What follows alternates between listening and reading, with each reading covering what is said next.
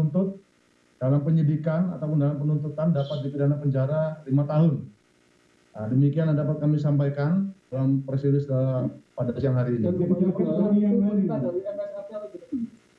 Perintah langsung dari pusat tidak ada, hanya ada beberapa arahan-arahan yang sifatnya ada tersirat, ada arahan yang berbunyi kalau mulut balas mulut, fisik balas fisik. Nah ini mungkin disampaikan lebih luas oleh santri-santri maupun para tersangka yang ada di hadapan kita. Arahan itu dari mana, Pak?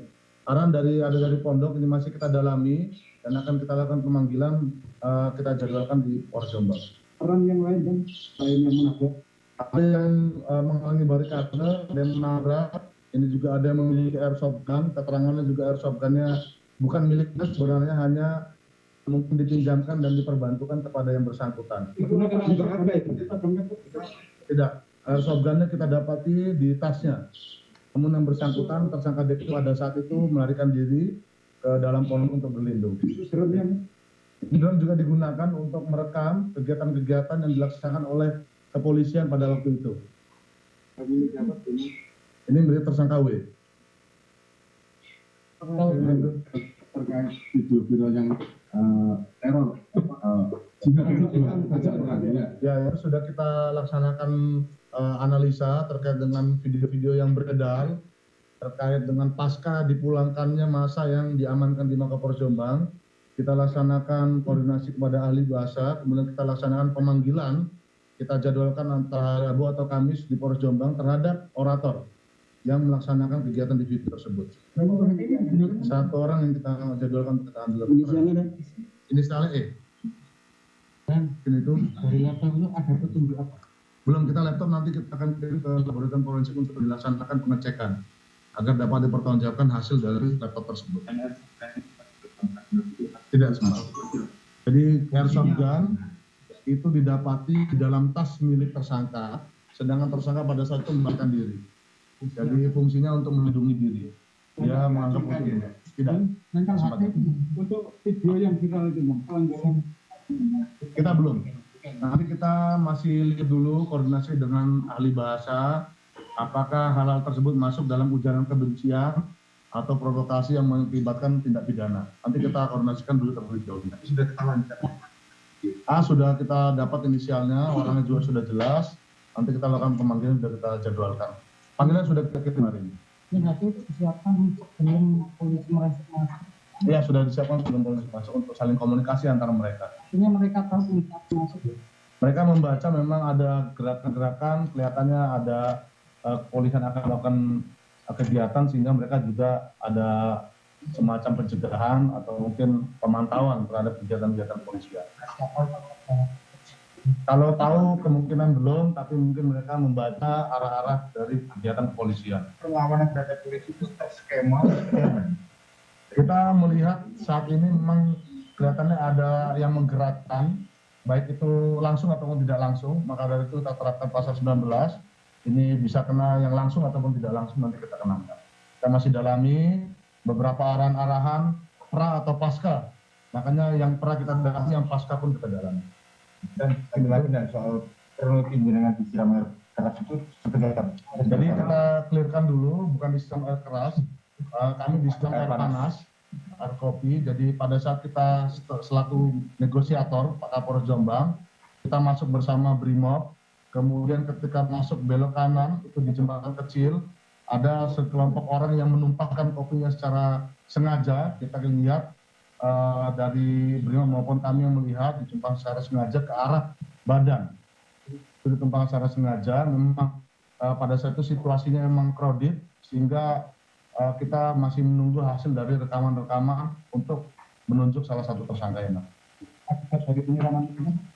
Ya, akibat daripada itu kami mengalami luka bakar tingkat 2, kerusakannya 18% di kaki kami, tapi masih bisa berjalan normal.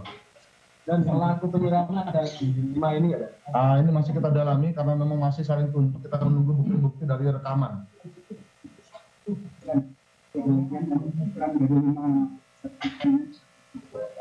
Nanti kita jelaskan ini Pak Dedi ini yang menabrak dengan mobil Panther, ini menggunakan mobil Panther menyetir, kemudian memiliki airsoft gun. ini Pak Anies ini menghalangi barikade, kemudian Wisnu ini yang menabrakkan ke Wisnu yang main drone dan bawa HP perlengkapannya, kemudian Aris ini juga menghalangi barikade bersama Bagio. Itu peran-perannya paling bersama perannya ada di Dedi karena membawa peralatan airsoft gun dan menabrakkan kepada tugas pada waktu itu.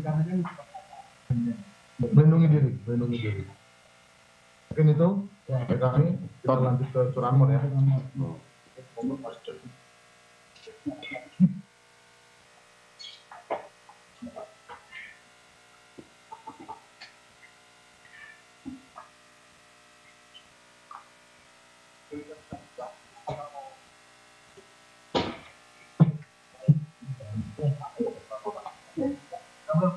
Yang baru saja kita dengarkan, saudara, adalah keterangan langsung dari AKP Giadi Nugraha selaku Kasat Reskrim Polres Jombang, Jawa Timur. Ini yang menjelaskan sejumlah peran dari 5 simpatisan tersangka kekerasan seksual atau dalam inisial MSAT yang kita tahu beberapa waktu lalu juga sudah menyerahkan diri dan ditahan.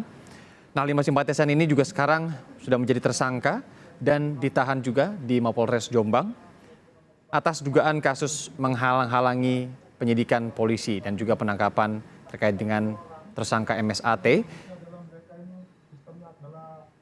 selaku putra dari seorang kiai di Jombang, Jawa Timur yang menjadi tersangka dalam kasus dugaan kekerasan seksual atau pencabulan. Buntut penghalangan penangkapan tersangka kekerasan seksual terhadap santriwati di Jombang, Jawa Timur, 5 orang yang baru saja tadi dijelaskan oleh AKP Giadi Nugraha ini ditetapkan sebagai tersangka dari 300-an simpatisan yang sempat ditangkap sebelumnya. Nah, kelimanya saudara diduga punya peran yang berbeda-beda. Tadi sempat dijelaskan beberapa diantaranya ada yang berperan mengambil gambar, kemudian ada yang menodongkan senjata airsoft gun, hingga ada yang membawa kendaraan dengan dugaan ini untuk menabrak pihak kepolisian yang kala itu mencoba bernegosiasi dengan pihak pesantren. Upaya penangkapan Muhammad Subhi asal Zani atau Behi, tersangka kekerasan seksual di Pondok Pesantren Sidikiyah, Peloso, Jombang pada 7 Juli lalu. Kita tahu ini dihadang ratusan orang, sempat ramai juga waktu itu, saudara. Dan akhirnya polisi menetapkan 5 orang tersangka yang diduga ini punya peran spesifik menghalangi polisi menangkap paksa sang putra kiai. 3 dari 5 tersangka adalah simpatisan yang berasal dari luar Jombang. Demikian breaking news kali ini, saudara. Terima kasih dan sampai jumpa.